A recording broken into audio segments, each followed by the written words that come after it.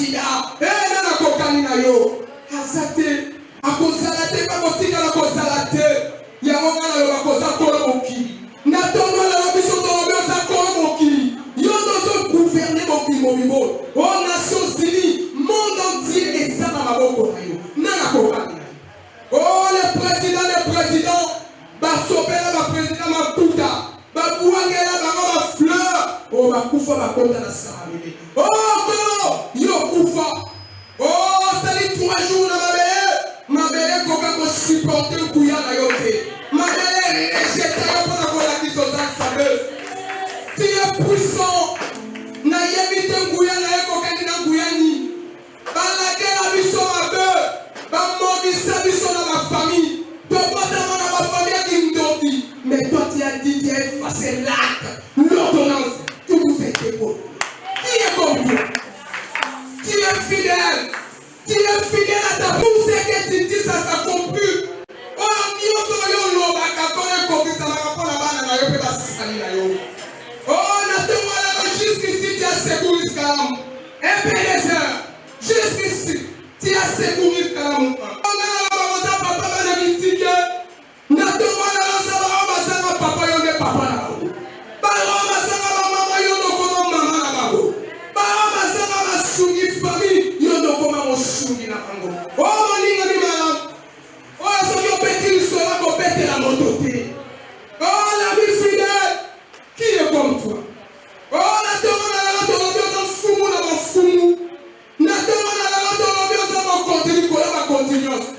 N'attends-moi là dans igwe. Qui est comme toi? Les chefs. Nana kokani na yo. Yesu ko ko na lelo ti lobi. To ko kala mo côté. Oh, nana kokani na yo mabele santa yo. Yo longa liwa nana kokani na yo. Na tomo lelo. Na lobo c'est comparable. Na lobo c'est immesurable. Qui peut se mesurer à toi? Oh Jésus. Na tomo lelo kalamu en. Tolobi lokumu. Kiemo. Masajoni. Et son apanayo.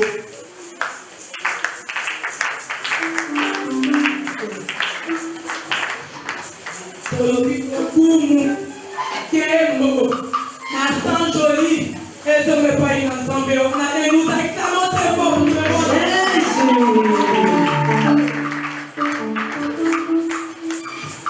Bien-aimé, pour continuer pour adorer les sous-sous. Montre pas l'action de l'adoration. Donc, bien-aimé, l'adoration.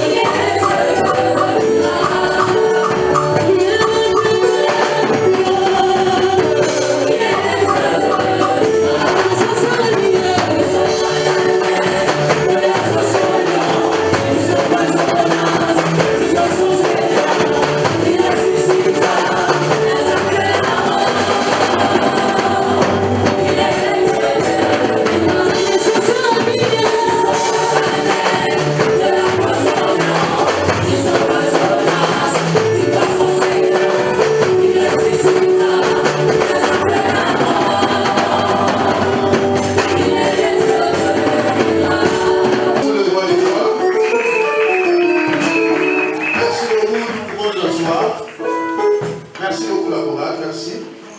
Mettons-nous. Une fois de plus, nous sommes encore dans la joie de nous retrouver en ce dimanche dans la maison de Dieu. Et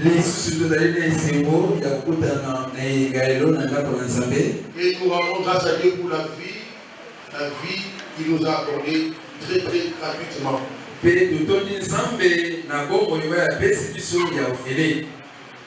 Et c'est dans sa grâce que nous sommes ici en ce dimanche dans son saint temple.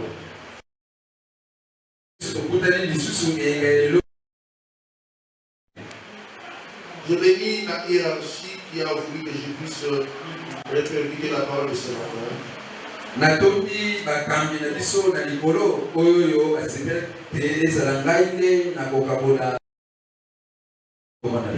Je bénis nos pasteurs, nos bergers, nos missionnaires et à vous tous responsables des sous-commissions et à toute l'église.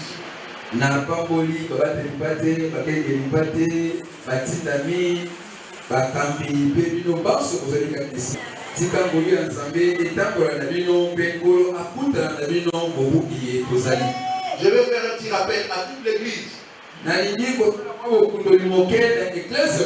Sur les 4 jours de séminaire passé avec papa. Avant le 1er mai. Je vais donner 5 points clés que nous devons retenir. Tu peux tout oublier et retenir les 5 points clés que je vais vous donner tout de suite.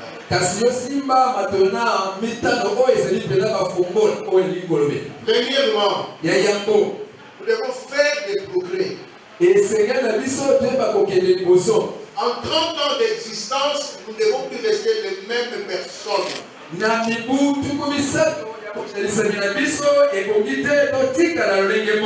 devons évoluer spirituellement, mentalement, physiquement, psychologiquement, matériellement, financièrement.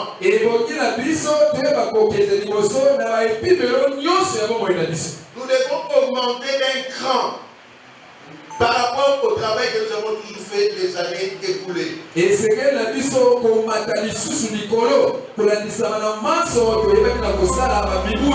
Une dose de degré de progrès. Deuxième chose à retenir. Cette fois-ci, nous devons aller gagner les âmes.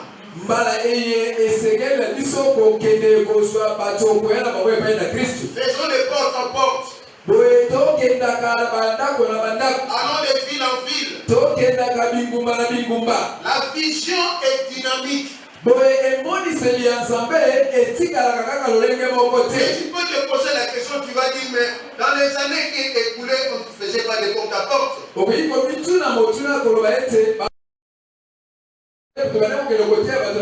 Mais pourquoi on va le faire maintenant? Moi, que je t'ai donné, comment on peut gagner les âmes? Par les enseignements, par la prédication, par les témoignages, par les porte à porte. On nous avait déjà donné cela dans l'enseignement, mais en pratique, ça n'a rien changé.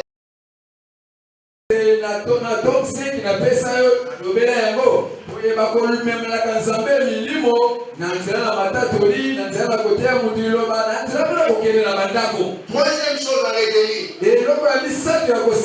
Nous devons apprendre à valoriser notre Père spirituel.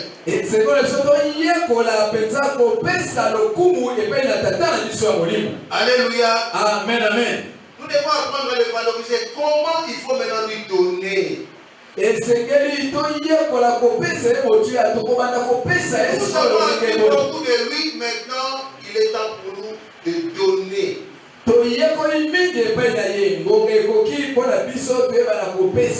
Alléluia.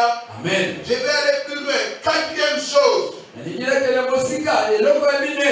Le respect et la valorisation des piliers de l'église.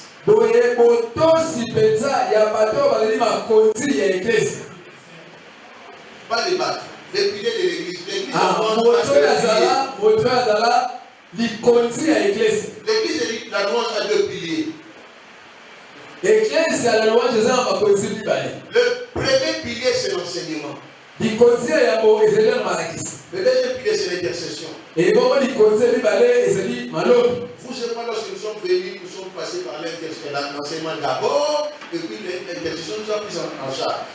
Yona ngai ntango toyaka bayambaka biso na ino na oyo eza malakisi bongo na nsima nde balombi bayaki kozwa mobumba na nsima. Si tu es enseignant, enseigne. Si tu es intercesseur, intercède. Mais moi, ici, je vous ai mis tous ensemble en une commission bloc pour que vous puissiez vous comprendre les uns les autres et travailler pour que vous soyez solides. Soki ozali molakisi pesa malakisi soki ozali molombi lomba na yo kasi na esika oyo ngai natia bino esika moko po bokoma lisusu makasi koleki. Travailler dans l'enseignement, travailler dans l'intercession, c'est pour votre bien. Bosala kati na balombi bosala kati na malakisi eza mpona bolamu na bino. Et nous devons aussi réveiller le social qui fait l'enseignement là où il va. Réveillons le social de notre cellule aussi. Esengeli mpe te bana kolamusa bandeko na biso bakenda kotala bato na bandako. Alléluia. Amen. Quatrièmement, il faut savoir former les serviteurs. Ya minei esengeli koyeba mpena na kolakisa oyo ezali basali. Moi, on aime la vie, je crois que j'ai formé beaucoup et je continuerai à former. Même ici à Kalamouka, j'ai déjà formé beaucoup et je continuerai à former. Na oyo etali ngai nakolika ete nasi napesi ebele na bato malakisi ataka wana kalamu nalakisi bato ebele mpe na kokoba kolakisa lisusu. Je dois aussi former les gens. yo mpe koba kolakisa baninga. Tu es le responsable de ta sous-commission, il faut former les gens. ozali mokambi ya sous-commission na yo mpo lakisaka baninga mosala. Mais la formation que nous donnons ici, la formation de base, tome 1, tome 2, tome 3, tome 4, tome 5, tome 6, tome 7, tome 8, tome 9. C'est ça la formation de base à l'église de la louange. Mais Tom, tu as fait 20 ans à l'église de la louange, qui est au tome 1, qui es-tu?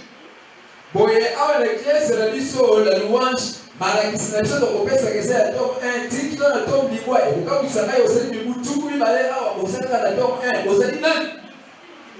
Alléluia. Amen, amen. Autre chose, éloignez-vous de toute distraction. eloko mosusu ezali bozala bosika na maso ekokomba bino na kidimba. Les réseaux sociaux peuvent bien mal informer. Internet kuna ekoki kopesa bino basango ya malamu to mpe ya mabe. Alors, c'est mieux de vous éloigner. oyo ya malamu ya kosala ezali kozala mosika na yo. Faites confiance à Dieu. botieliki epai na nzambe. Alléluia. Amen. Et maman avait ajouté ceci, un autre point. bongo mama ebaki na kobakisa lisusu eloko mosusu. La foi, par excellence, pour être visité totalement, c'est l'amour. bongo nzela oyo eleki mpo nzambe aya kokutana na yo ezali nde na kozala na bolingo. L'amour supporte tout, l'amour pardonne tout, l'amour croit tout, l'amour. Je sais que l'amour n'est pas facile, mais il faut développer l'amour en soi. nayebi ete bolingo ezali pete te kasi esengeli na yo yo omeka kokolisa bolingo kati. C'est facile d'en parler de dire l'amour. Tu m'aimes parce qu'on est proche. Tu m'aimes parce que est-ce que tu peux aimer l'autre là? C'est ça le nom de l'amour. nayebi ete tolobelaka yango mingi bolingo kasi kotia yango na misala nde ezalaka mpasi. olingaka nga mpo naza pembeni na yo olingaka ndeko mosusu mpo azalaka pembeni na yo kasi okozala mokoya kolinga ndeko aza mosika kuna. Voilà au moins les quelques points que je voulais rappeler à l'église ici. tala mo matona meke oyo nde kokondolela eglise esika oyo. Et je veux que l'église demeure et reste dans la vision. bongo na kosepela ete eglise etikala mpe ewumelaka na kati na emoniseli oyo tolanda. Amen, amen. Amen. Nous pouvons lire les textes et noter d'abord les textes. bokoma nano matangi oyo tokoyeba na kotanga. Exode chapitre 5, le premier et le troisième verset. buku na esode ekokapola mitano koba na molongo na yango tikino na misato. Nombre chapitre 23, le verset 9. buku na mitu ya mokapola tikumi na misato molongo na libwa. 1 Jean 2, le verset 15. buku yango ya yohane mokapola mibale molongo ya somi na mitano. Matthieu chapitre 16, le verset 17 à 19. buku na matayi mokapola somi na motoba koba na molongo na somi na sambo tikino somi na libwa. L'évangile selon Marc au chapitre 16, du 15e au 18e verset. Marako mokapola somi na motoba molongo ya somi na mitano tukumbo tokena na molongo ya somi na mabetikino tukumi mibale. Et puis on va prendre le verset 20. boko tokotanga mpe molongo ya tukumi mibale. Enfin, les actes des apôtres au chapitre 41 jusqu'à 47.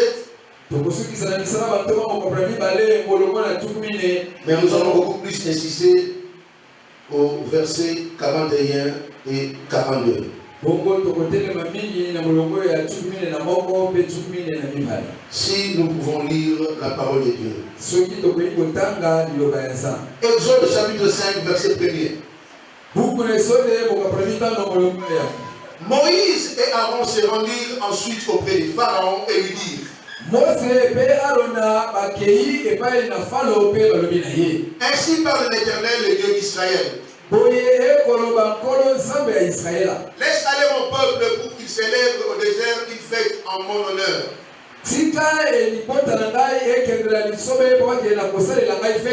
Pharaon répondit: qui est l'Éternel pour que j'obéisse à sa voix en laissant aller Israël? Je ne connais point l'Éternel et je ne laisserai point aller Israël. Ils disent: le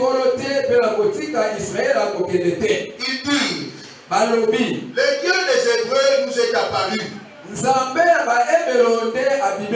Permets-nous de faire 3 journées de marche dans le désert pour offrir des sacrifices à l'Éternel afin qu'il ne nous frappe pas de la peste ou de l'épée.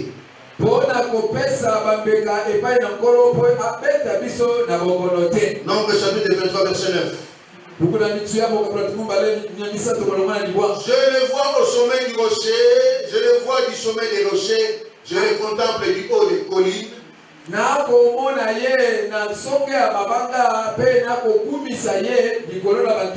C'est un peuple qui a sa demeure à part et qui ne fait point partie des nations. 1 Jean chapitre 2 verset 15. N'aimez point le monde ni les choses qui sont dans le monde. Si quelqu'un aime le monde, l'amour du Père n'est point en lui. Matthieu chapitre 16, 17 à 19. Jésus reprenant la parole lui dit: tu es heureux, Simon fils de Jonas,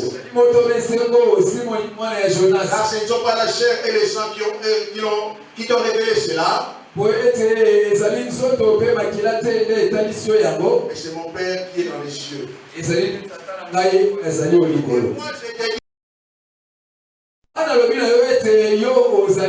et sur cette pierre je bâtirai mon église,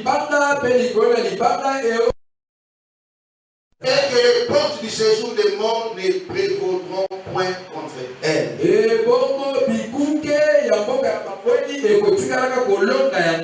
te donnerai les clés du royaume des cieux. Ce que tu lieras sur la terre sera lié dans les cieux. Et ce que tu délieras sur la terre sera délié dans les cieux. Chapitre 16. Mais fou, leur dit-il, je suis.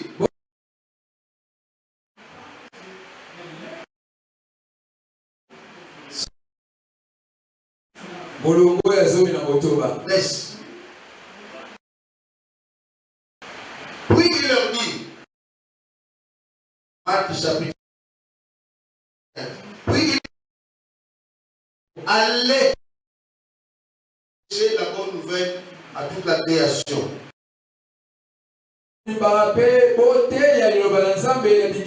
Celui qui croira et qui sera baptisé sera sauvé. Mais celui qui ne croira pas sera condamné. Voici les miracles qui accompagneront ceux qui auront cru.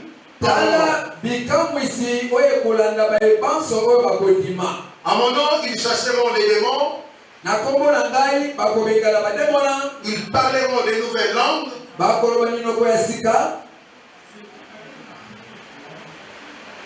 Verset 20. Et ils s'en allèrent prêcher partout les seigneurs, travaillant et ils prêchaient partout. Les seigneurs travaillaient avec eux et confirmaient la parole par les miracles qui l'accompagnaient.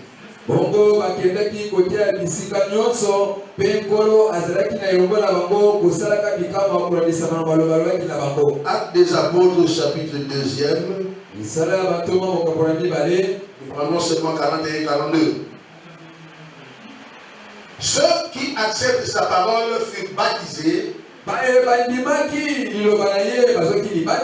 Et en ce jour-là, le nombre des disciples s'augmenta d'environ 3000 âmes.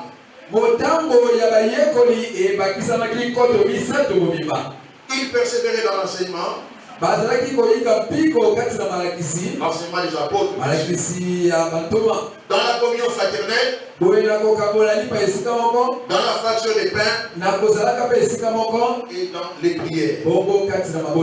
Bénis ta parole, bénis ton peuple, bénis Yahweh ceux qui sont en train de venir nous rejoindre ici. Sanctifie-nous par ta parole. Je m'incline devant ta toute puissance et ta volonté. Mets ta parole dans ma bouche afin que je puisse en transmettre conformément que je l'ai entendu. Conduis-moi, point-moi davantage au nom de Jésus, j'ai prié. Amen. Amen. Acclamons le Seigneur.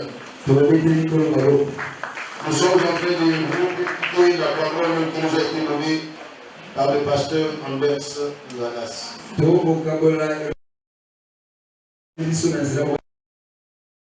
Ce matin, l'église selon Dieu. L'église selon Dieu. Cet enseignement est articulé en 3 points. Et le dernier point, le 4e qui est impuissant, pratique.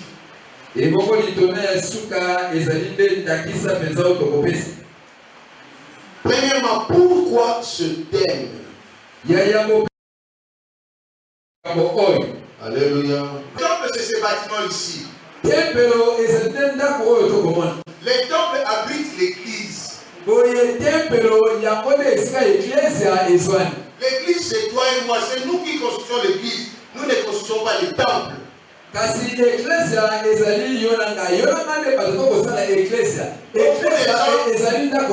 Voilà pourquoi je dis beaucoup viennent au temple. Or, ils oublient que le temple abrite l'église. Le temple nous abrite pour que nous puissions être. Beaucoup d'hypocrites. Ils ne viennent pas chercher Dieu. Ils viennent chercher des problèmes. Dieu, non. Autre chose. Les critiqueurs, Dieu. Mais à l'église, ils sont là jeudi. Ça, c'est de l'hypocrisie. Alléluia. Amen. Et que moi, je viens en tant qu'église. Je dois savoir pourquoi je viens ici. Je vais essayer de donner la différence de quelques types de chrétiens, sortes de chrétiens.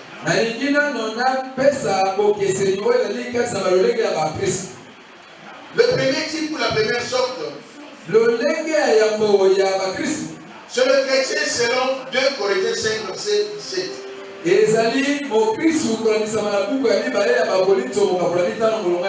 Si quelqu'un est en Christ, il est une nouvelle créature. Voici les choses anciennes sont passées. Et toutes choses sont devenues nouvelles. Donc, au sein de l'église, 20 ans, 30 ans, aux actes, non, tu ne pries pas. Il faudra que les choses changent. Et lorsque les choses changent, cela doit être visible. Dieu ne fait pas toutes choses en cachette. Non. Il y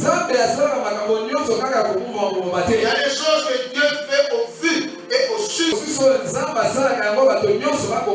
maintenant, en quoi tu vas nous dire tu es une... Parce qu'en toi, on ne voit pas les choses nouvelles. Tu es resté la même personne. Alléluia. Amen. Dis à ton frère, change. Il change. Alléluia. Amen. Deuxième type de chrétiens, ce sont les hypocrites.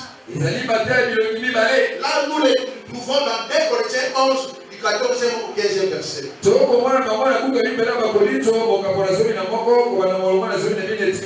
La Bible dit que cela n'est pas étonnant, car le diable lui-même se déguise en ange de lumière.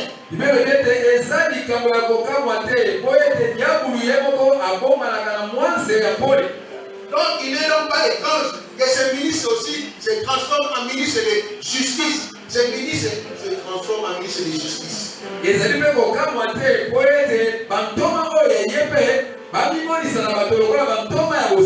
Alléluia. Amen. Il y a des faux et Jésus, mais il travaille pour le diable.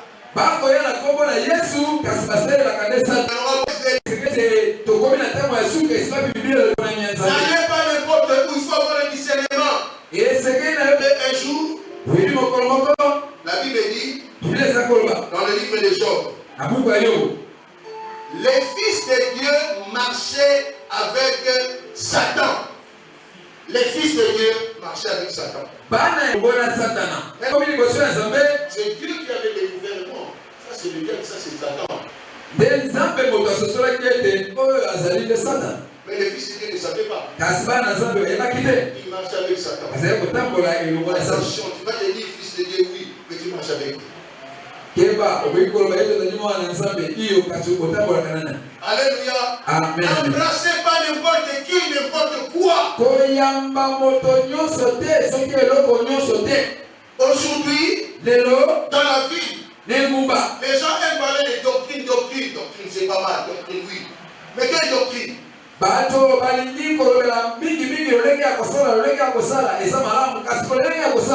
ne suis pas contre l'enseignement de doctrine. Je suis d'accord avec l'enseignement de doctrine. Mais je vous dis une chose. La meilleure doctrine, c'est Jésus-Christ. À vous quoi? Les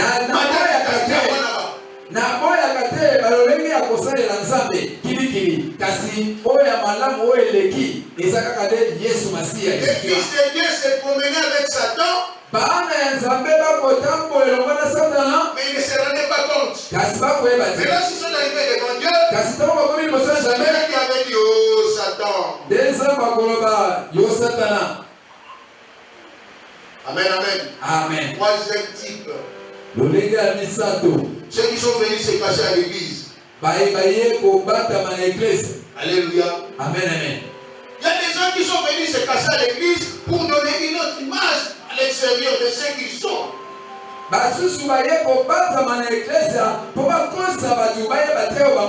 Ce sont des lions à la porte de l'agneau.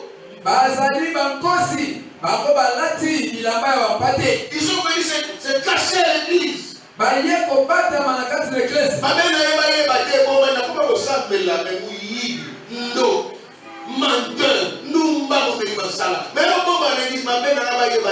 Tu seras mis à nu.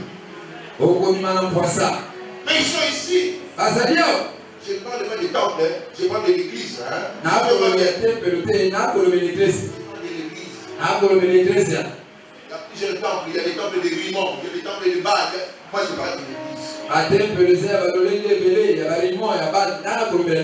Il y a des gens qui viennent se cacher à l'église.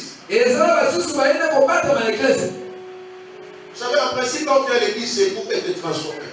Tu es venu à l'église, tu n'as jamais changé. Ton caractère qu'on a connu depuis n'a pas changé. Mais qui es-tu? Que veux-tu?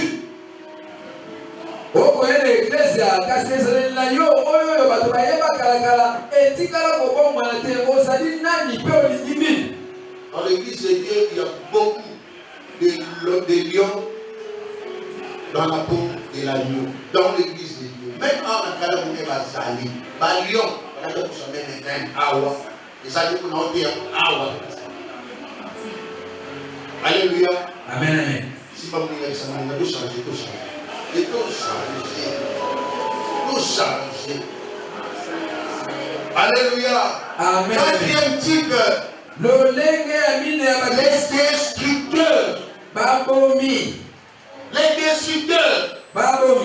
Il y a des gens qui sont des diplômés en critique. Il y a des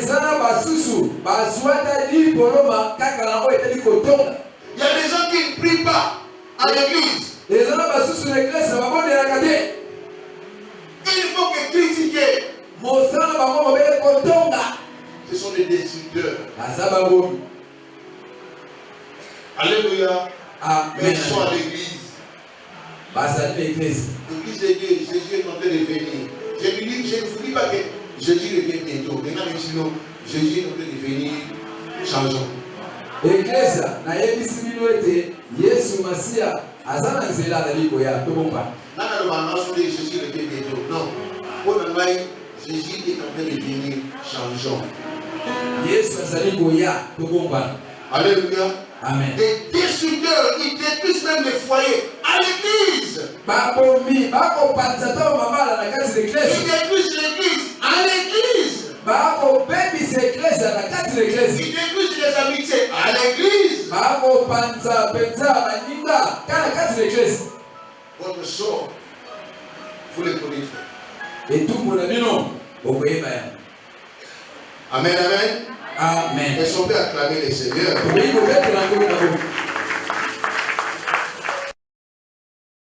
Voilà pourquoi nous donnons ce thème pour que nous puissions comprendre la notion de l'église. Et l'église, c'est quoi? Je suis l'église. Qu'est-ce que je dois faire à l'église? Je suis quel type de chrétien?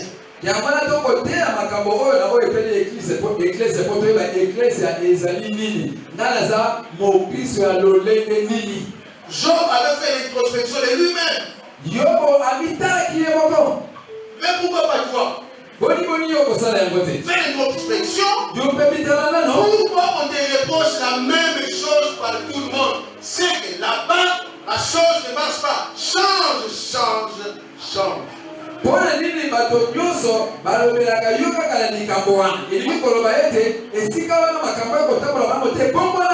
n'y a pas d'homme parfait, il n'y a pas de femme parfaite, il n'y a pas de personne parfaite. Non. Mais ce que nous voulons, la tendance à la perfection doit se faire voir.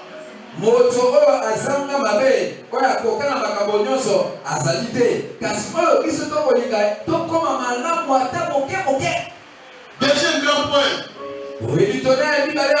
La notion de l'église.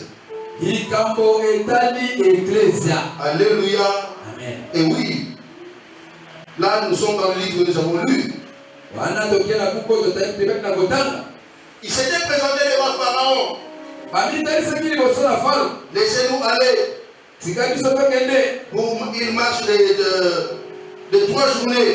Pour aller célébrer notre Dieu. Alléluia. Moïse et Aaron s'étaient présentés devant Pharaon. Laissez-nous aller. Pour aller célébrer notre Dieu. Mais l'église c'est quoi? Qu'est-ce que l'église? L'église c'est l'assemblée des personnes appelées hors de l'ambiance humaine.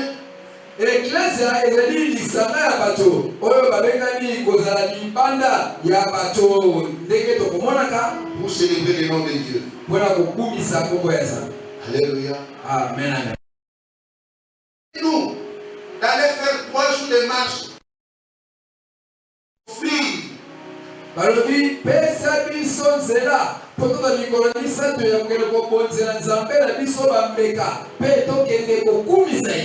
Alléluia. Amen. Si quand nous tout le temps pendant 3 jours sur 2 mois, tu vas offrir un sacrifice à l'éternel. Tu vas sacrifice à l'éternel. Laisse-nous aller. Nous voulons quitter l'ambiance de l'Égypte pour nous mettre à l'écart afin de louer notre Dieu, de célébrer et lui offrir des sacrifices. Voilà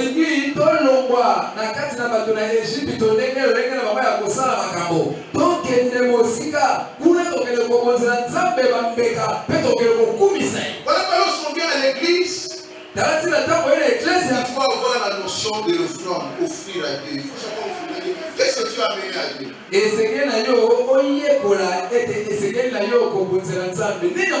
Aujourd'hui, l'église, vous êtes mal habitués, ou nous sommes mal habitués pour donner à Dieu. Il faut passer sur la téléma à gloire, ça la peine. Non. C'est une mauvaise habitude. Tu viens à l'église, je vais à l'église pour l'adorer, le célébrer, mais aussi pour faire quoi? Pour lui bakoyaka na eklesia ezali mpona kokembela nzambe kokumisa nzambe lisusu nini mpona kobonzela ye babonza. Voilà pourquoi lorsque nous nous retrouvons ici, c'est aussi pour lui offrir des sacrifices. tala ntina ntango mpe ezali mpona kobonzela ye bambeka. Une deuxième définition qu'on peut donner à l'église. bongo ndi mpona ya mibale oyo ebongi mpe topesa na oyo etali eklesia. L'église, c'est un groupe local de croyants. Eklesia ezali lisanga ya bandimi. Atikala koloba ata mokolo moko tete eklesia ezali ya ngai. Depuis que je l'ai connu, il a toujours dit cette église appartient à Dieu. Ce n'est pas mon église. Ah, il a compris. Je bâtirai mon église. Wutanga na yeba ye alobaka kaka eklesia oyo ezali ya ngai te ezali eklesia ya nzambe. Ndenge yesu alobaki na Petro likolo na libanga oyo nakotonga eklesia na ngai. Et Jésus est allé plus loin. Mpe yesu akendeki mosika. Les portes de l'enfer, les portes de séjour de mort ne prévaudront pas contre elle, contre cette église. Alobi bikuke ya mboka ya bawei ekotikalaka kokweyisa eklesia oyo te. L'église est forte. Eklesia ezali makasi. Mais si l'église perd son pouvoir, kasi soki eklesia ebungisi nguyene, parce que l'église elle-même ne sait pas si ce qu'elle est. eklesia ye moko akoyeba te oyo ye azali. Alléluia. Amen, amen. Si l'église appartient à un homme, cette église-là va disparaître. Soki eklesia moko eza ya moto, eklesia wana mokolo moko ekolima. Mais si l'église appartient à Jésus, l'église ne disparaîtra jamais parce que Jésus ne disparaîtra jamais. Kasi soki eklesia ezali ya Yesu, eklesia wana ekotikala kolimwa te mpo Yesu alimwaka te. Pharaon a posé la question. Farao atunaki bango motuna. Mais qui est ce Dieu-là? Kasi nzambe yango ye nene. Alléluia. Amen, amen. Pharaon ne connaissait pas le Dieu des enfants d'Israël. Farao ayebaki te nzambe ya bana Israele. Lui il se prenait déjà pour Dieu. Ye nde ayekomimona ye nde nzambe. Il avait aussi d'autres dieux. Azalaki mpe na banzambe mosusu. Mais il a posé la question. Qui est ce Dieu-là? bongo kotuna Mose na Aaron na motuna nzambe oyo kolobela ngai nde nani. Alléluia. Amen, amen. Bien-aimé. Lingani. Dieu, on ne peut le connaître que par révélation. Nzambe bayebaka ye kaka soki abimonisi ye moko. Si tu n'as pas la révélation, tu ne connaîtras pas Dieu. Soki ozwi emoniseli epai na nzambe te okoyeba Tu nzambe. seras un suiveur. okozala malanda ngombe. Et dimanche, tout le monde va au temple. Moi aussi, je vais au temple. lokola mokone yenga bato nyonso na ndako bakendaka na Mais si tu as la révélation, kasi soki oza na tu emoniseli feras comme la femme là qui avait le tourment des sangs pendant 12 ans. Elle avait la révélation. Elle dit, je touche. J'ai la révélation, c'est cet homme-là. soki oza na emoniseli okoya lokola mama oyo abelaki bokolo ya kotanga makila waki soki na kosimba kaka elamba na ye nga na kobika. Pharaon n'avait pas la révélation. kasi falo ye azalaki na emoniseli te. Pierre avait eu la révélation lorsque Jésus a dit, mais vous, qui dites-vous que je suis? petelo ye azwaki emoniseli ntango yesu atunaki bango motuna kasi bino bokoloba nga nazali nani. Bingo! Pierre a eu la révélation, tu es le Messie. mbala moko petelo azwi emoniseli obi ozali masiya. Jésus lui a dit, yesu alobi naye Pierre, petelo ce ne sont pas la chair et les sangs qui t'ont révélé ces choses. ezali mpenza nzoto na makila te nde etalisi yo makambo oyo. Alléluia. Amen. La chair et les sangs étaient capables de nous révéler nos choses. nzoto na makila ekoki te mpona kotalisa biso makambo Mais il faut être connecté à l'Esprit de Dieu pour savoir que ça c'est la chose de Dieu, ça c'est la voix de Dieu. esengeli osangana na molimo na nzambe mpo oyeba ete oyo ezali eloko ya nzambe oyo eza mongoko ya nzambe. Cherchons la révélation pour connaître la chose de Dieu. Cherchons la révélation pour connaître là où Dieu veut nous amener. toluka emoniseli mpo toyeba biloko ya nzambe mpo toyeba esika nini nzambe akomema biso. La révélation est très importante. emoniseli eza na motuya makasi. napekisi yo ozala malanda ngulu me nasengi na yo luka révélation yesu aloba na yo aza nani. Alléluia. Amen, amen. Tu es le Messie. ozali masiya. Nasi Jésus Michel Lecoul à comprendre bien Thibaut à comprendre makambo. Alléluia. Amen, amen. Tu es le Messie. ozali masiya. Ce ne sont pas la chair et le sang qui t'ont révélé. alobi eyani wana opesi euti na nzoto mpe makila te. Alléluia. Amen. Makila na nzoto eza na bafaiblesse ebele. Makila na nzoto elingi komela kobima kolala boyi kolia, ça c'est la chair et le sang. wana nde nzoto na makila. Choses qui ne sont pas mauvaises. biloko oyo eza nango mabe te. Mais kasi dans la vie en Afrique, il faut privilégier la révélation de l'esprit d'abord. Si tu n'as pas la révélation, tu ne comprendras pas la chose de Dieu comme Dieu le veut. Dieu veut que tu puisses la comprendre. Tu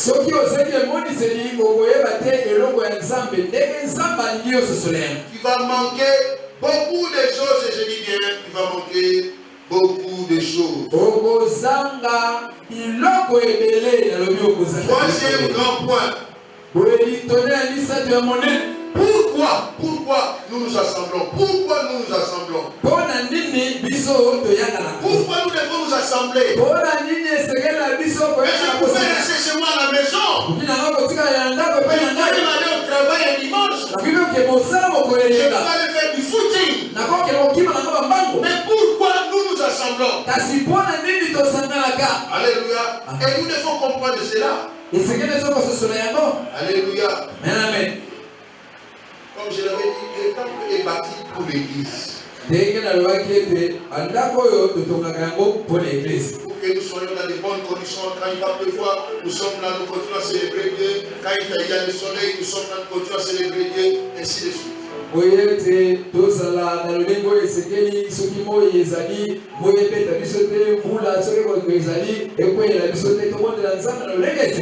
venons pas à l'église de Dieu pour nous assembler en critiqueurs. Nous ne venons pas à l'église de Dieu pour nous assembler en menteurs. Il n'y a aucune institution qui donne des diplômes aux critiqueurs. Il n'y en a pas. Il n'y en a pas. L'église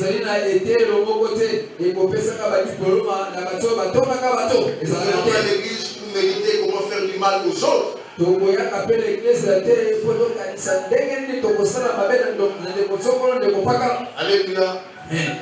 pas à l'église pour empoisonner les autres. Non. Je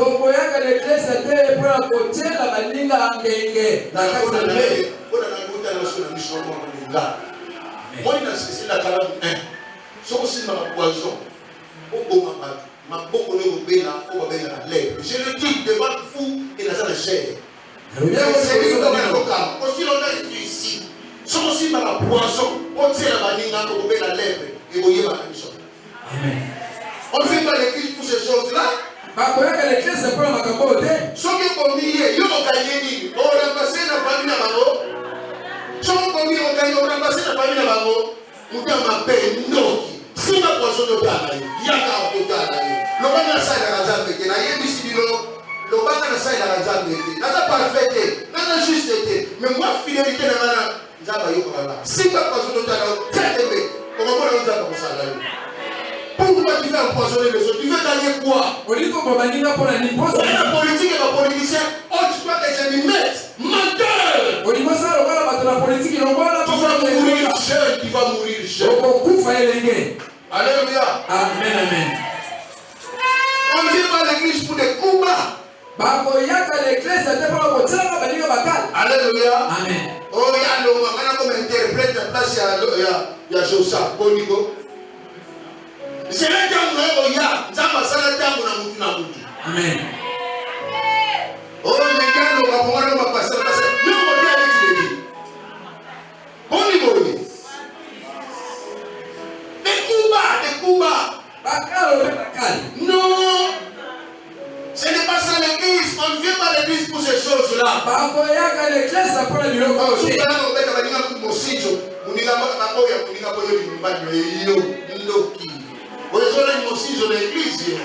Tu fais de quel monde quoi?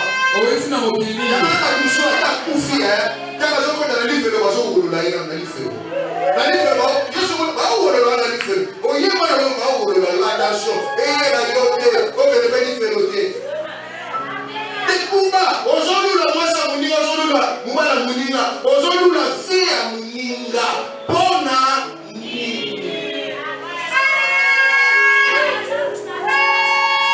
on ne fait pas l'église pour ces choses-là. Alléluia. Amen. On ne vient pas à l'église pour mettre les gens mal à l'aise. On ne fait pas l'église pour cela.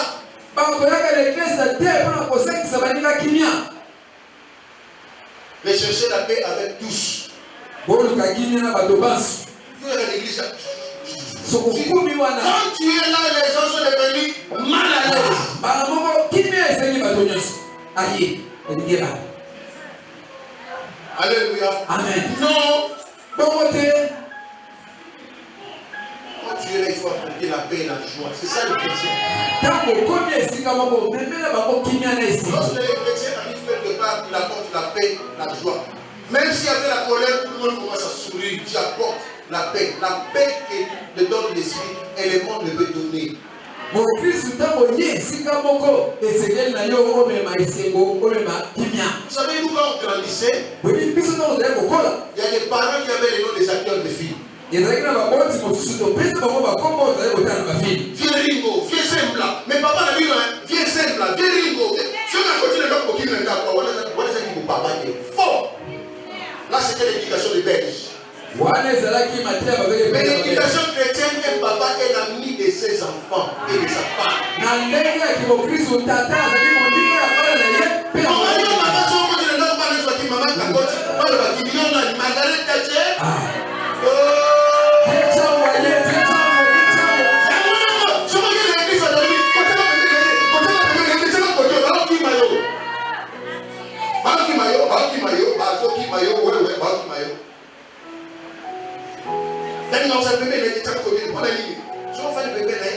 Mal à l'aise. On ne fait pas l'église pour cela. Alléluia. On ne fait pas l'église pour cela. Mettez tout le monde à l'aise. Ne cherche pas à vouloir prendre la place de l'Église. Si tu as une place, tu as une place. Tu as une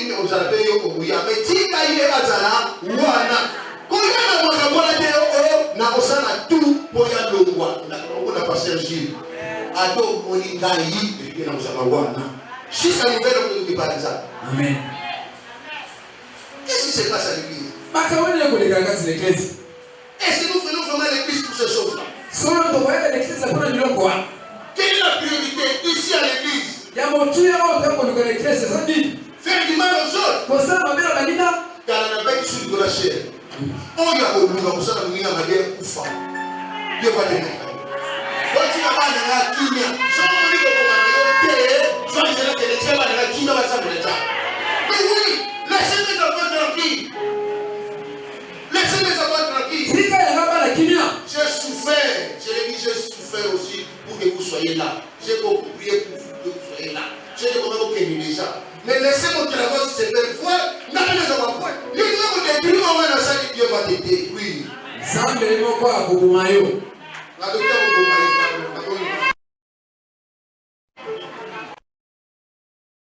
Alléluia.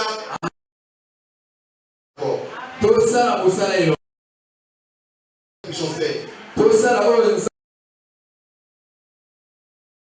Un don. Exerce le don que Dieu t'a donné, c'est tout. Et demande à Dieu, qui ça m'a donné, exerce le, c'est tout. C'est comme ça que l'église évolue. Si on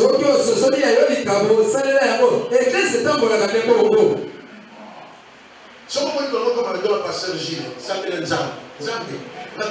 Pasteur Gilles, ce n'est pas un péché. Seigneur, aide-moi. Dieu donne. Demandez qui vous sera. Alléluia. Amen, amen. On va faire un ça. Quand tu le fais mal.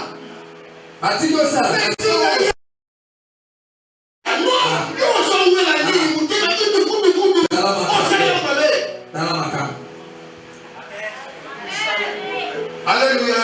Amen. Je vous avais donné un témoignage.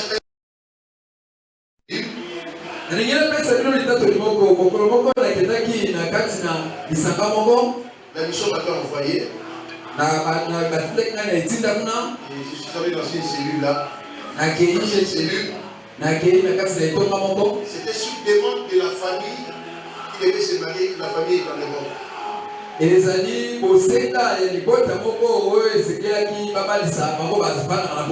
a plus de 20 ans passés, j'avais encadré et l'homme et la femme, l'homme est un pasteur en Europe, pasteur de l'église de moi, je les avais encadrés comme enseignants, je les avais encadrés en intercession.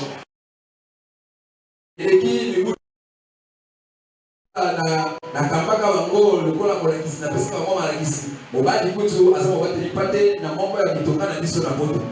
Quand sa belle-sœur devait se marier, ils ont appelé la mission dit, en tout cas nous connaissons les pasteurs qui font notre encadreur, nous avons confiance en lui. Donnez-lui à bénir le mariage de la belle-sœur. Tango semeki na bango alingi kobala olobi biso tokamba makina mobali lipate shi toyebi nenga sala ka mosala na beto boneli bino Plus de 20 ans passés, plus de 20 ans passés. apambola libala wa Plus de 20 ans passés. eleki mibu tumi bali Et la mission m'a envoyé pour aller bénir le mari. nde etinda ekotinda ngai nakende kopambola libala wa. Quand je suis arrivé à la cellule en question, Tango na komi na itonga wana avec ma touche, na nzambala na ngai mobali lipate le pasteur ne voulait pas me recevoir. mobali lipate itonga wana boyi koyamba ngai. Je lui ai dit, voilà les instructions de la mission. Bon, la mission m'a envoyé ici, sans me dire quoi que ce soit. Il dit, tu peux appeler la mission. J'étais prêt à sortir, hein.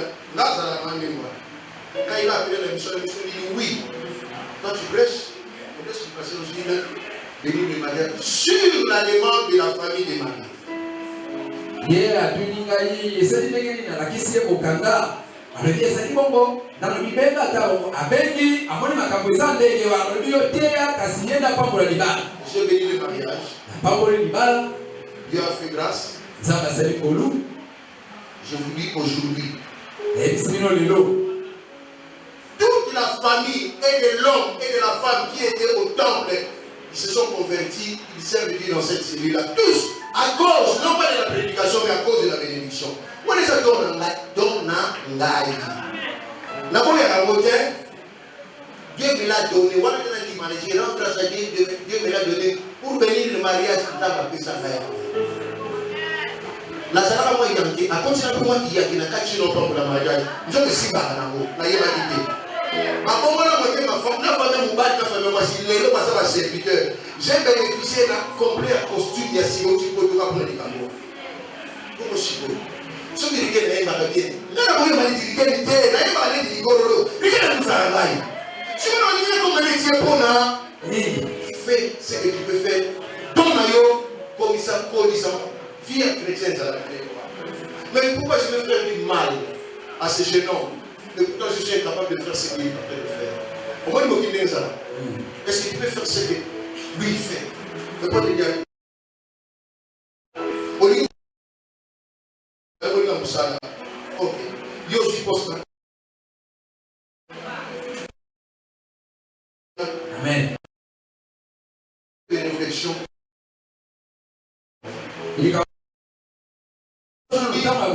Moi, je ne me suis jamais reconnu comme prédicateur. Je ne me suis jamais reconnu comme intercesseur. Je me reconnais tous comme enseignant. Mais les gens disent, passez, ok, bien. Mais personne l'enseignement pour s'aimer la volée. Je me reconnais. Et la police cet enseignement dans la vie. C'est ça l'église. Le don que Dieu t'a donné, exerce-le, colissa et amour. Alléluia. Amen. Et là, nous avons bénéficié de membres de Syrie. On a passé, on a été laissé là-bas. Qu'est-ce que vous voyez pas là-bas? Et là où je découvre qu'il y a des imperfections, je cherche à les perfectionner. C'est tout. Vous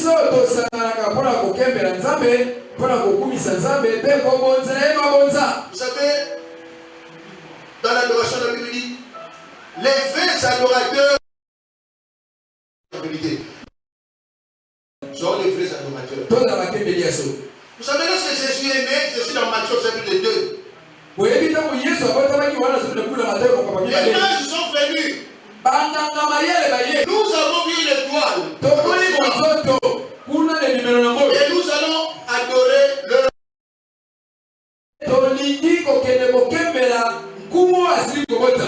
Bible dit Hérode n'a pas créé ce moment pour troubler. On a troublé pour l'année. Et on a troublé pour l'année. Mouni a parlé. On a nani. Hérode fait troubler. Il va dire hommage. Allez vous informer. Quand vous viendrez, donnez-moi les informations.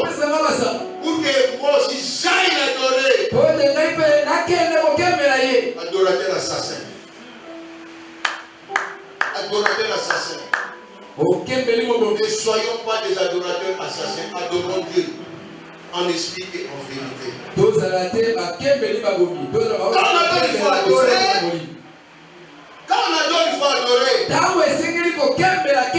et Dieu a besoin des vrais et des vrais adorateurs.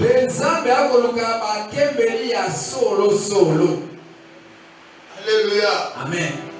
Ne sont pas des faux comme Hérode. Amen. Amen. Amen. Vous savez peut-être le tueur de ta vie est à tes côtés. Mais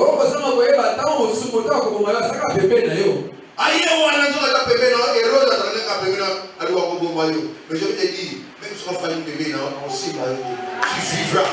Et il verra comment Dieu est en train de faire dans ta vie.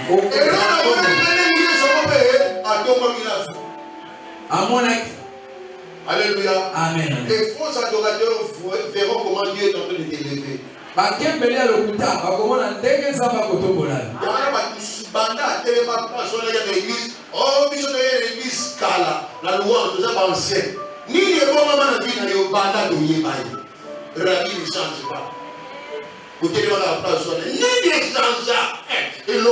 Je connais un frère. Il est à peu près de la même génération que moi à l'église La Louange.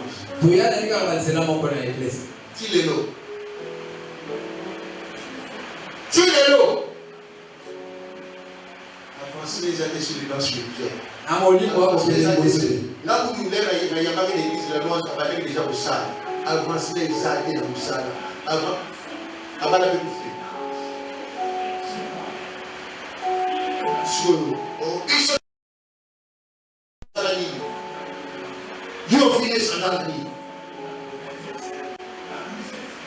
Il y a beaucoup d'erreurs à côté de nous.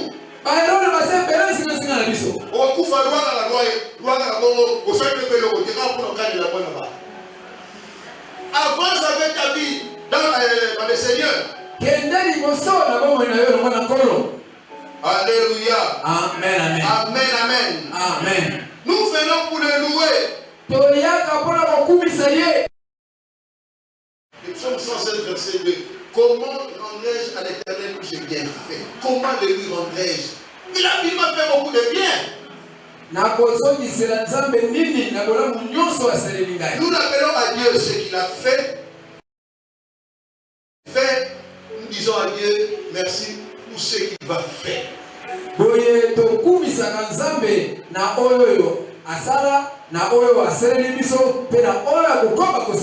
Bible dit sortez du milieu de tu ne gagneras rien. Oh, pasteur Gilles, pasteur Gilles a sali, pasteur Gilles a sali comme enseignant, aïe, aïe, c'est là. Dans ce que je sortez du milieu de tout cas, avantage à vie dans l'ensemble. Tout cas, avantage à vie dans l'ensemble. Quand elle avait fait à mourir là, mais je vais vous donner un conseil. Si on a la vie dans la liste de mentor, dans la soto lini. Si on a la vie dans la confiance, mais dans la liste de mentor, si tu le fais, tu vas progresser. Dans la liste de la comparaison, dans la moi aussi j'ai un mentor dans ma vie. Je vois comment il marche.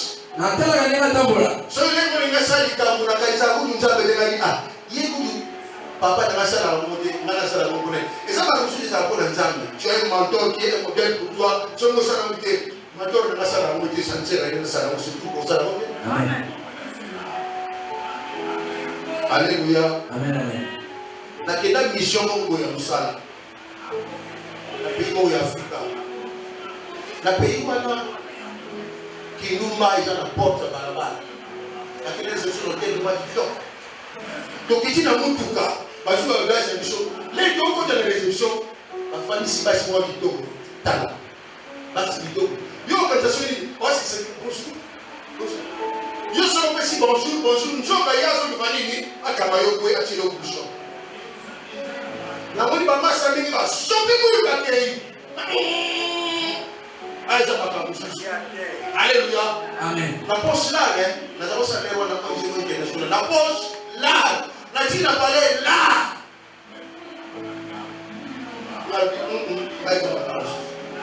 Ma vraie momine, c'est le cas. Ma vraie nzelle. Et ce qu'on t'a dit, mais ça va dire,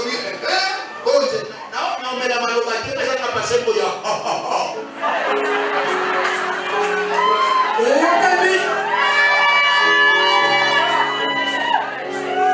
Bonjour. On est pas tous secs, hein?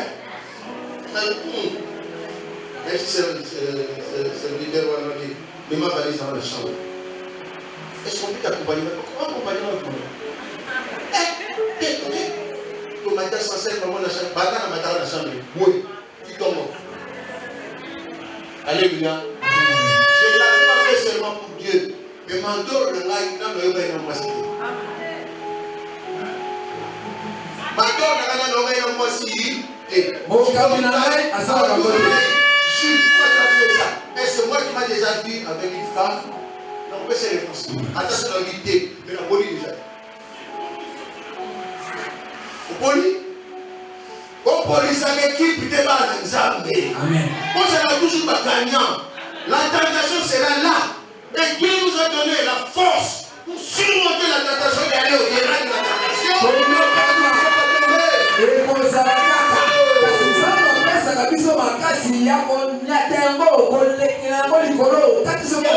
Continuons à servir Dieu. Dieu ne peut bénir que ceux qui le servent avec fidélité et honnêteté. Ça a 20 ans, 30 ans, 40 ans, 50 ans. Si on sert avec la fidélité et l'honnêteté au côté de ma famille. Et je vous dis, la fidélité et l'honnêteté sont des notions très difficiles. La fidélité dans ce genre de canicolo, la fidélité et l'honnêteté sont des notions très difficiles. Mais ce ne sont pas des notions impossibles. Alléluia. Amen. Il a dit, vous servirez l'Éternel et il vous bénira. La bénédiction est liée au service de l'Éternel, pas au service du pasteur aussi, pas de Mafoumou, pas de l'église, non. La bénédiction est liée au service de l'Éternel. Et pour ça, les Lanzambe, ils en ont béni. Alléluia. Amen. Vous savez, lorsqu'on était à l'école, il y avait un cours qu'on appelait l'éducation physique. À l'école primaire, on appelait ça gymnastique. Là, tu vas kilote, il y en a, distance. Distance. Vous gardez distance par rapport à mon niveau. Oui. Le grand monsieur. Marquez les pas. 1, 2. Marquez les pas. Quand on marque les pas, marquez les pas. 1, 2. Chrétien, il y a les serviteurs. Distance Bassala. Distance Bassala. Distance Bassala. 30 ans. Marquez les pas. En tout cas, il y a des scènes à marquez les pas. 1, 2. Pas de péché, pas de Simakuna. En avant, marche. Pas de péché, pas de Simakuna. Marquez les pas. 1, 2.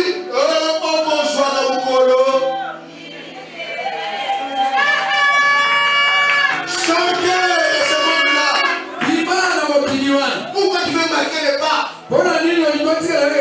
Si quelqu'un est en Christ, il est devenu une nouvelle créature. Les choses anciennes sont passées. Voici toutes choses sont devenues nouvelles. Vous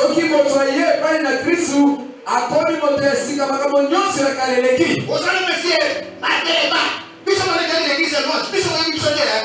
Nous sommes anciens. Mais ça là, il y a un petit mouna. Pourquoi il faut ça? Vous allez t'occuper. Vous allez acclamez pour vous-même parce que vous avez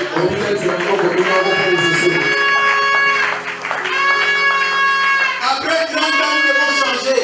Nous devons faire des progrès. Attention à ta marche. Un homme de 30 ans, une femme de 30 ans est une personne mûre. Il a des calculs pour sa vie. Alléluia. Amen. Voilà pourquoi il faut savoir, c'est-à-dire que par rapport à la mission qu'il t'a donnée. C'est Dieu par rapport à la mission qu'il t'a donnée. Et c'est pas Dieu par rapport au pasteur Jules, erreur. Et c'est pas Dieu par rapport aux autres, erreur. Tu as une mission. Alléluia. Amen. Dans l'église, il y a toute une vie. Dans l'église, il y a toute une vie. Il faut respecter. Ça dit 5 ans l'église, je dois baptiser. Mais comment? Ils ont été baptisés. Ils ont cru. Pourquoi tu n'es pas baptisé? La multitude qui avait cru s'est fait baptiser du Paul.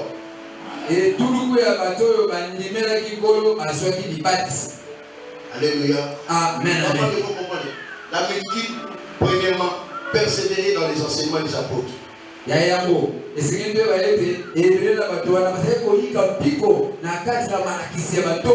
enseignements sont là.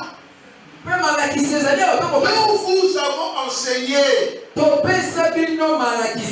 Mais persévérer dans les enseignements. Vous voulez encore aller chercher quoi? Où? Là, c'est pas quoi. Qui vous dit que l'onction peut s'arrêter? C'est écrit où? C'est seulement parce que vous aimez les spectaculaires. Il persévérait dans les enseignements des apôtres. Voilà pourquoi Paul a dit à Timothée, ce que tu as entendu de moi, transmets-le à beaucoup. Transmets-le. Tu as entendu ça de moi. Toi, transmets-le.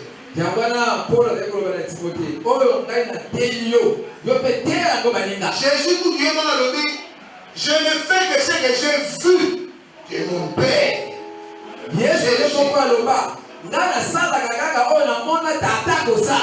Alléluia. Amen. Voilà pourquoi moi ici je ne vais rien fabriquer. Tout ce que je fais ici, je l'ai vu. C'est mon mandat de faire mon Père. Ce que c'est ton problème, mais tout ce que moi je fais, je l'ai vu de mon Père. Oui, ce que c'est mon kiligo, dès les rois, je lui dois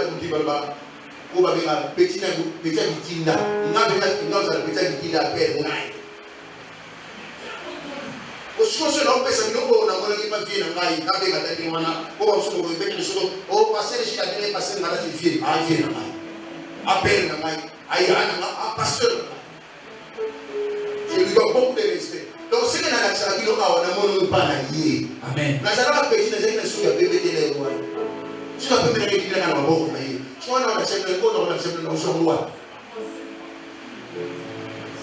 Je persévère dans les enseignements. J'enseigne ce que j'ai entendu de lui, ce que j'ai vu de lui. Le Saint-Esprit aidant nous entendons dans la profondeur de cet enseignement, c'est pas mal. Alléluia. Amen, amen. Deuxièmement, dans la communion fraternelle, les gens posent des signes en moko et communica. Comment on parle? Parce que je dis à la cause est là, pasteur. Donc, je vois que je suis en jeune, je vais ouvrir seulement demain à 6 heures. Pour les deux mouvements.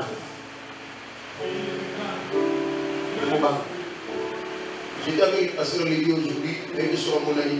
Je lui ai dit, pasteur, sois mis les boys, anti-poisson. Est-ce que vous savez que moi j'étais un poissonnier, c'est un ici à l'église, dans la mosquée. Moi, c'est les amis, ici à l'église.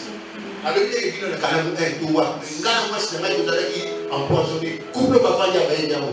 Ma sœur, madame, nous allons soumis à la tête. La vérité est à vous. La vérité est à vous. Vous avez empoisonné, moi, ça me va. Communion fraternelle est comme dangereuse à l'église. Très dangereuse. On n'a pas confiance à l'un et l'autre. Non. Vous allez essayer dans mon corps, dans l'église, c'est comme le roi passe. Mon temps, mais il dit, il persévérait dans la communion fraternelle. L'église aujourd'hui n'est plus comme l'église d'hier. kasi bandimi ya kala bazalaki ntango nyonso lisanga eklese lelo ekokani te na eklese ya kala wana esekeli tozalaki esika moko. Il persévérait, troisièmement, ya misato dans la fraction des pains. bazali kowumela kati na kokabola lipa esika moko. La fraction des pains. kokabolaka lipa.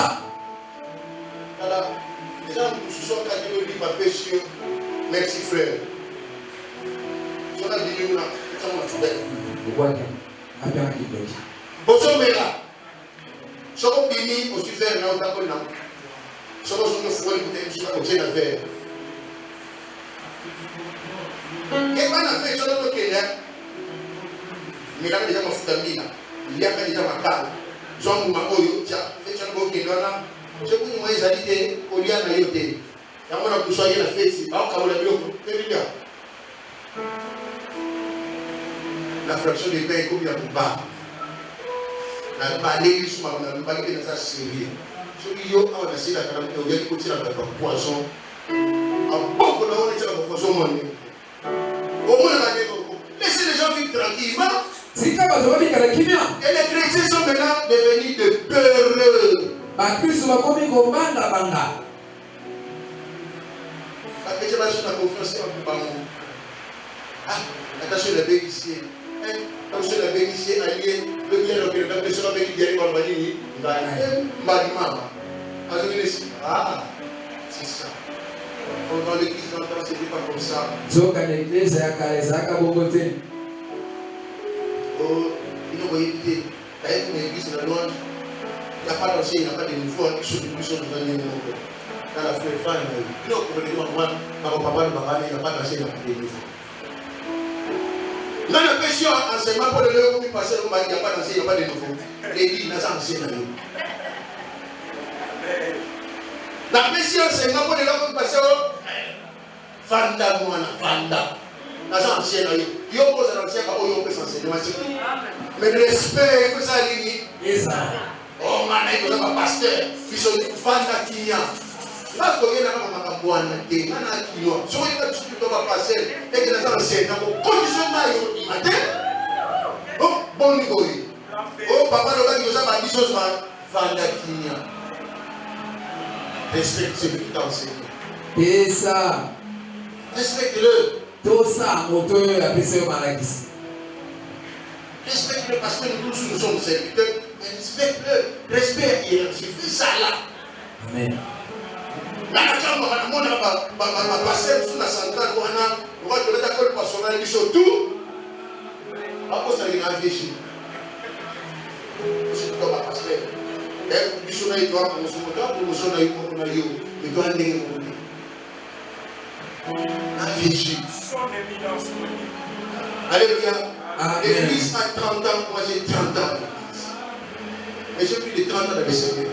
Pourquoi on ne pas dans le Seigneur? Là, ancien, mais le respect, nous devons nous respecter. Et c'est que nous devons sana. Alléluia. Amen, amen.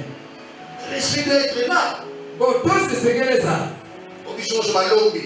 Dans un ballon, bichon, je vais aller dans l'ombi, les tuyautés. Non, mais les moments de la bonne Bade ko ba ko na ndaku na yo ba ko na ndaku na wo te na kuna ngo nga bona nzabi yo ni mwana te yo se ni ndo kimi ngi sala calme oni ngo mata mapenga boni boy non le respect des autres otosi ça va yaya et il persévérait dans la prière pe bazaki molende na mamonde. Alléluia. Amen. Un homme de Dieu, un chrétien qui n'aime pas la prière n'est pas une prière et il est suspect, blague au point. Donc il a le droit au pic, ça n'a dit non. Mon Christ, oyo yo anabaki ibondelite na mokuse tolobia za ndoki. So Dieu il va prier te. Na bomela maloba to sa ndoki. Donc il y a l'église aux amis. Bon, il persévère dans la parole, dans les enseignements des apôtres. Il persévérait dans la fraction des pains.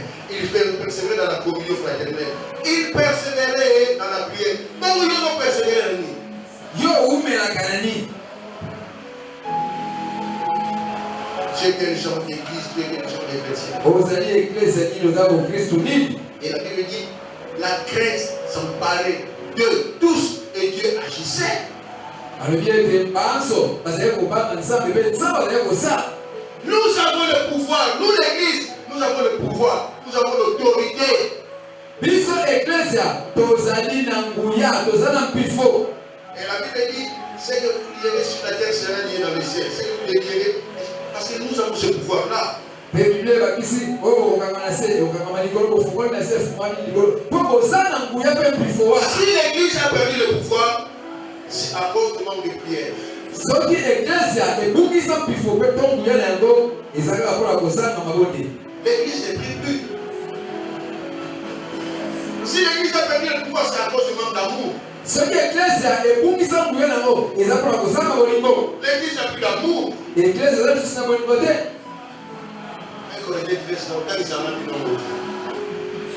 L'amour. bolingo.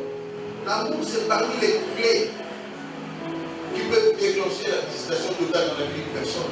bolingo ezali kati na boko ya bafongola okoki kosalela nzambe aya kokutana na moti. Alléluia. Amen. L'amour, les gens croient que pour avoir l'amour, il faut avoir beaucoup d'argent. C'est faux. Ce n'est pas biblique. bato bakanisaka mpo yo ozala na bolingo esika ozala na mbongo ebele te biblia elobi bongo te. L'amour, c'est l'attitude du cœur vis-à-vis de l'autre. boye bolingo ezali mpena lolenge ya motema na yo oza kotalisa epai na moninga.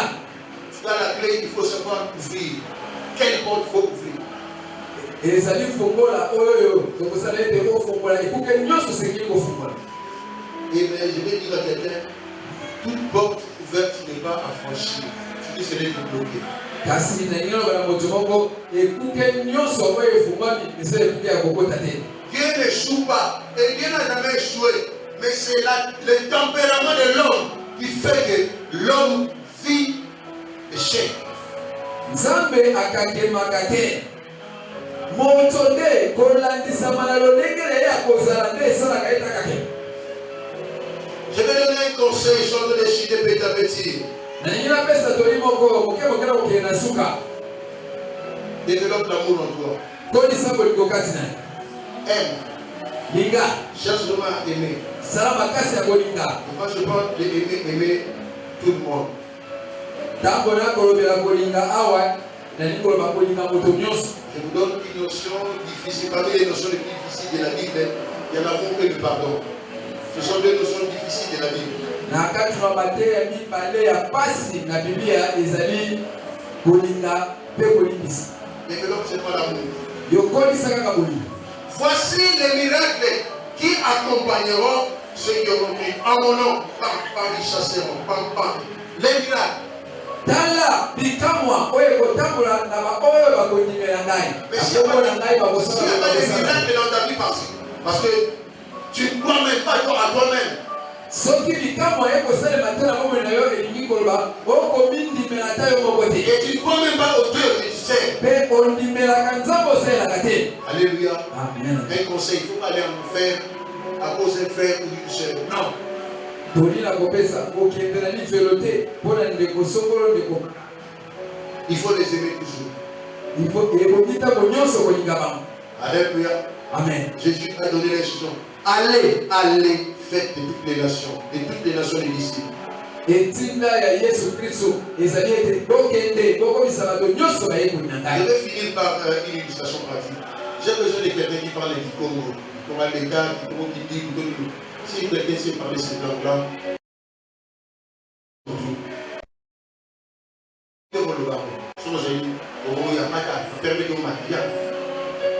ndeko moko alobaka kikongo soki oza esika oyo yaka kaka liboso awa.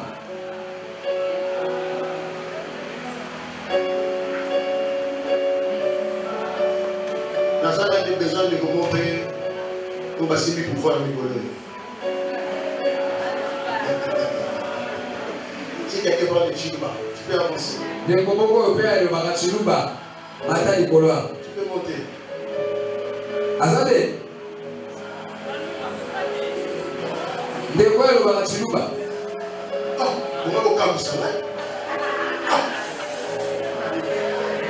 Si quelqu'un parle de Swahili, il peut monter. Swahili. ndeko moko alobaka swahili. aya pia liboso. Papa de yo.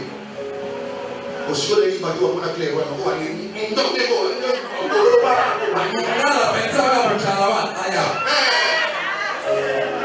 Alléluia. Amen. Voilà. Je vous donne l'utilisation de Jésus-Christ. Alibisi kwa natali sio ndio kisio pesa Yesu Kristo. Voilà. Awa simangai. Yo awa mama sawa. Ile ndio sio kutana. Nasema kama Jésus dit, nasema kama pasa Yesu pia, na nitie Yesu. Zamba dini sana na nitie Yesu. Kama ndio Yesu alibaki. Allez faire des nations disciples. Boke kwa sababu ndio sababu yako inanga. Baptisez-le. Kwa sababu ni baptise. Alléluia. Enseignez-leur à observer tous ces deux principes. Bino Voici, je suis avec vous tous les jours jusqu'à la fin du temps. Bote sababu bote ya baba nyonso kana na kisabino. Tala na zala bino tina sika moki. Alléluia. Amen. Alléluia ni bako. Ye mungala taka akene kokia na mungala kama ni mzee. Boka ndebele ba kuyoka kutokwana shudu. Alléluia. Amen. Ande kone ba kuyoka kutokwana shudu mande kona ba akotea ba na mungu kona bango. Ba kuyoka ye. Cela met na mungu ba kuna ba kumone ko. Kero kene kule ba dele ba patana. Cela tiliye va. Nena oteya ande kone ba kuyoka. Tant qu'il y a des assaillants qui ont basé ba disciples. On va passer par Kéi à Kéi. C'est comme ça que ça s'est répandu la bonne nouvelle. Samora we panzana lolengewa. Donc il y a ça la Aliba. Place na salia Aliba. Biso Aliba. Hein? Bangongo ba biso ba côté bongo té. Ate côté. Tu vas l'église. Papa dans té. Maman. OK le théâtre. On va le faire. Té. Le té. Namu la ba. Ba yo la. Merci beaucoup. Alléluia. Amen. Amen. Tu vois, j'ai cette année. Ah, je suis hier. Tu n'as dit pas là dans le yoga. Et ça va ici, mais pas le yoga. Le conseil de la solution, il a choisi. Bonjour. Ça, c'est ça pour la terre. Quel est le balanzamé pour la pas pour la terre. Au yogi, et yogi. La prophète a choisi. Dans la baluti, dans le pino. Kozama makambo. Soki na ngoma de koza suko tani mingi banga mibali te. Et pour les ali kende teya. Ba yoka yo poza ndeko na bango. Teya bango. Ba ona na yo. Ba disi de na pesi. Acha zamana yo kende. Ami papa, bekwa. Biro koza kufua. Ndeko za ni wana soko keika na ndeko tikini ba yo ba yo. Soko kende. Nda le fait fort. Teya. Panzani oh yo qui parle ngai. Jésus maintenant Jésus dit. Dans ce qui pardon, mais je fais une illustration. Teya. A beaucoup. Pour ta dire passé central. Pour la chose. Hein? Mata ba ni diamant. Et ben la diamant est dans le Yesu. Hein?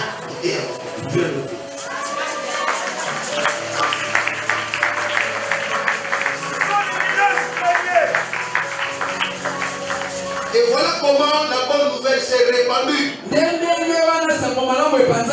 aujourd'hui, qu'est-ce que nous ne voyons pas? Dans une église où tout le monde ne parle que du Swahili, ça c'est une secte. Dans une église où tout le monde ne parle que du Congo, ça c'est une secte. Vous ne savez pas répondre de la bonne nouvelle. Mais c'est la bonne nouvelle, allez petit à petit, petit à petit. Soki nga par exemple dans le Congo, na bali Muluba. Na suis moi ça Muluba to ke na l'église à Congo, ba ba ka Congo. Et c'est moi ça le prochain. Ah oui, mais là ouais. On peut parler toutes les langues, on vit avec tout le monde à l'église. Yambana na église, c'est que tout le monde ko ba to nyonso ba ko. On a l'église awa. Regardez moi. Bon boula bon ça c'est dans l'église. Un témoin dans ta famille, dans ta maison, tu es un mauvais serviteur, une mauvaise servante. Que Dieu bénisse sa parole.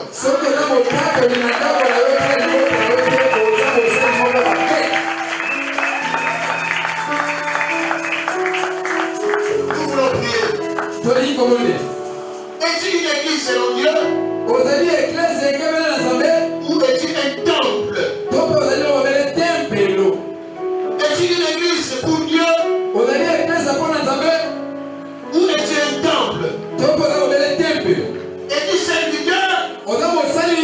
ou destructeur. Reviens maintenant sur le droit chemin. Cet enseignement m'a été aussi donné à moi aussi. Parce que j'ai compris beaucoup de choses. Les hommes d'ombre que je dois enlever. Les hommes d'ombre qui te collent à la peau. Tu détruis, tu mens. Tu es encore hypocrite, tu n'aimes pas la prière. Si cette parole a touché ton cœur, lève ton front.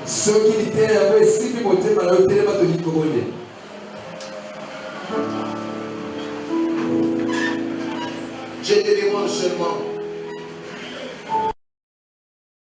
Seigneur, fais de moi une vraie église et fais de moi un vrai adorateur. Et lève-toi. Prie pour toi-même.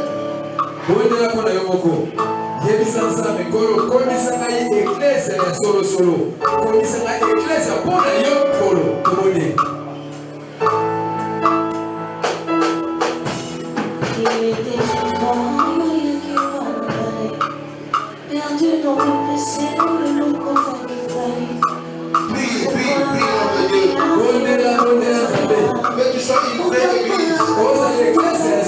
Que tu sois un vrai adorateur.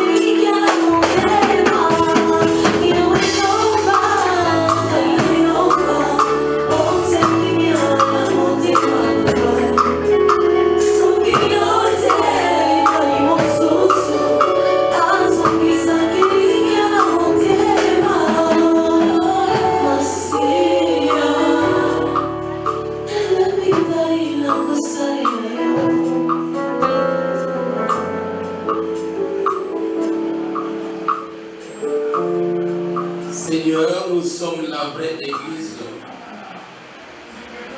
car tu dis à ta parole, pour tes corps et les temples de cet esprit. Nous venons, Seigneur, pour te servir. Nous venons pour t'adorer, nous venons pour te louer. Père éternel, bénis l'église maintenant. Fais que nous soyons vraiment la vraie église selon Dieu. Et que nous puissions porter un témoignage au loin. Pour que les gens viennent à l'église et prient. Nous voulons gagner les âmes, Seigneur. Bénis, Seigneur, ce message dans nos cœurs. Afin que nous soyons transformés. Comme ta parole dit, si quelqu'un est en Christ, devient une nouvelle créature.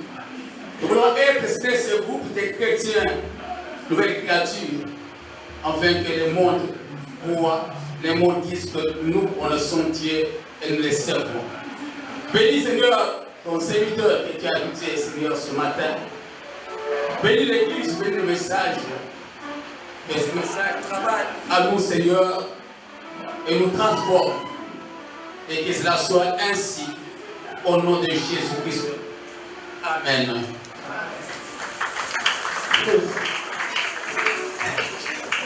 nous acclamer encore pour le roi des rois, monsieur l'ensemble de la monde.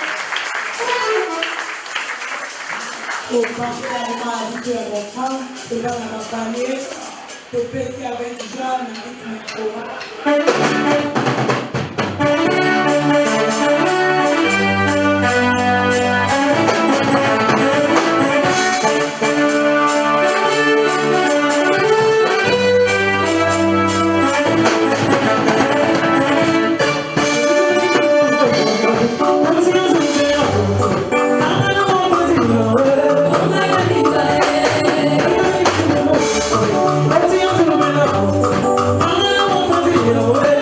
Thank you.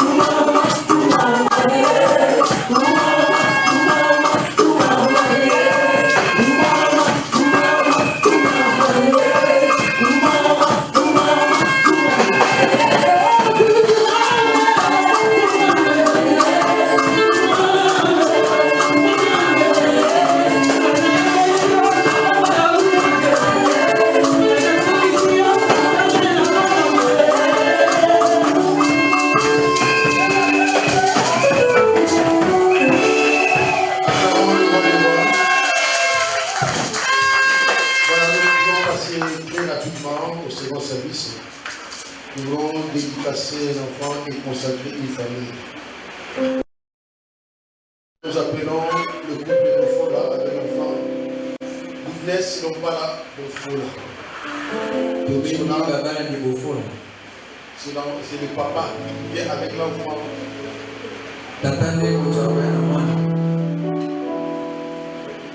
Et lorsque vous allez rentrer, c'est la maman qui prend l'enfant.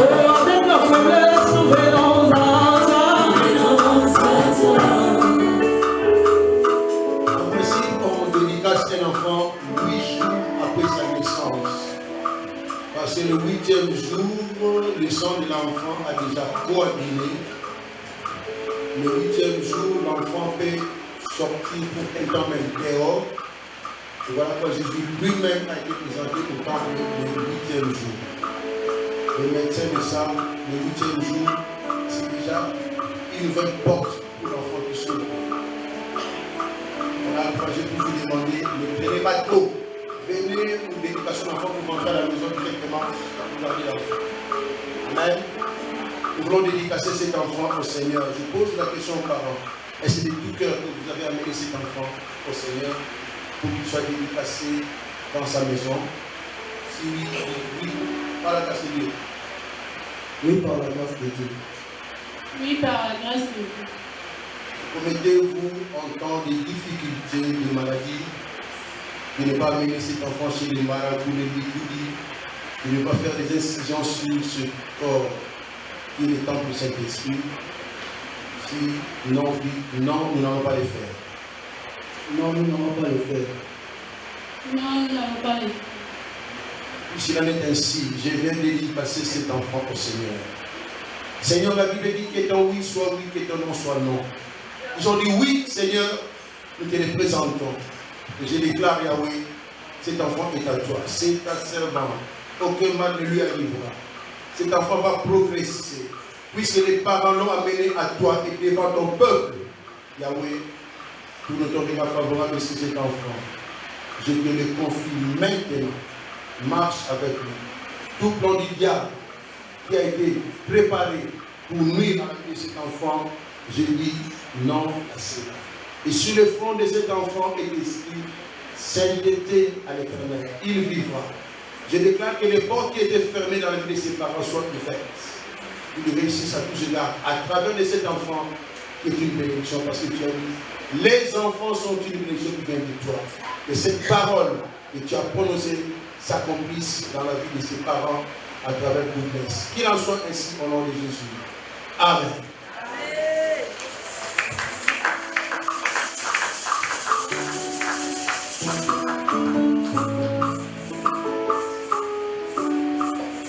Maintenant, nous allons passer à la consécration. La famille Tila avancée. C'est la consécration avec maman Jolie Moula.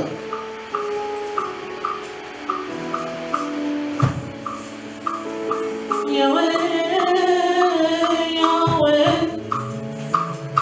Yahweh, Yahweh, nous venons en toi. Nous venons en toi. Oh Yahweh.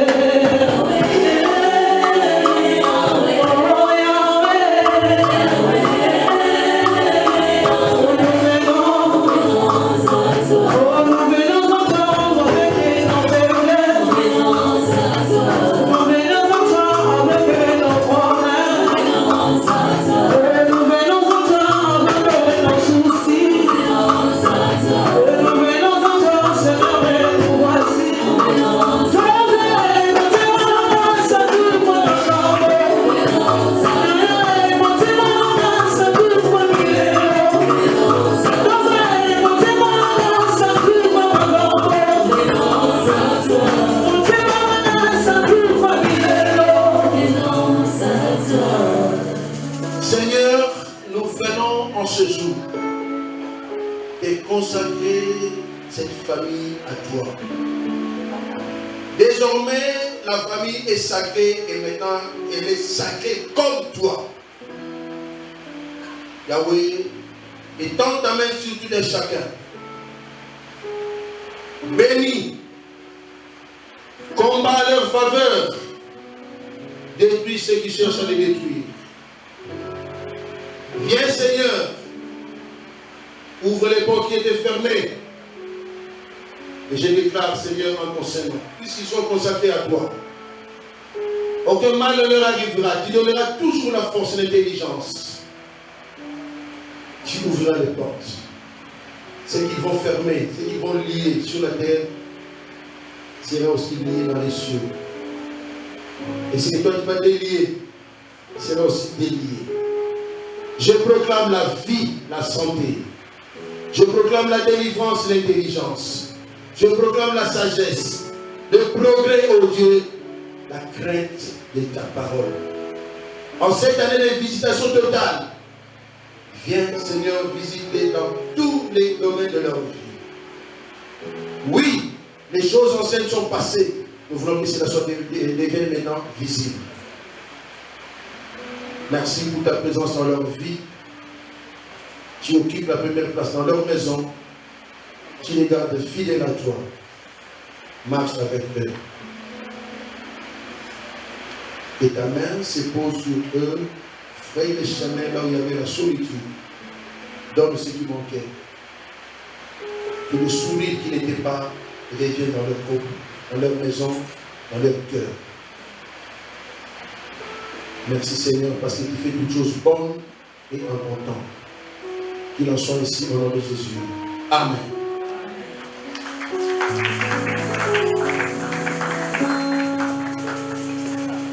Et oh Dieu, ton peuple au départ ici ainsi qu'à l'arrivée, sanctifie ce que nous t'avons donné, de diverses manières d'aide nous les rendre au sentier conforme à ta parole.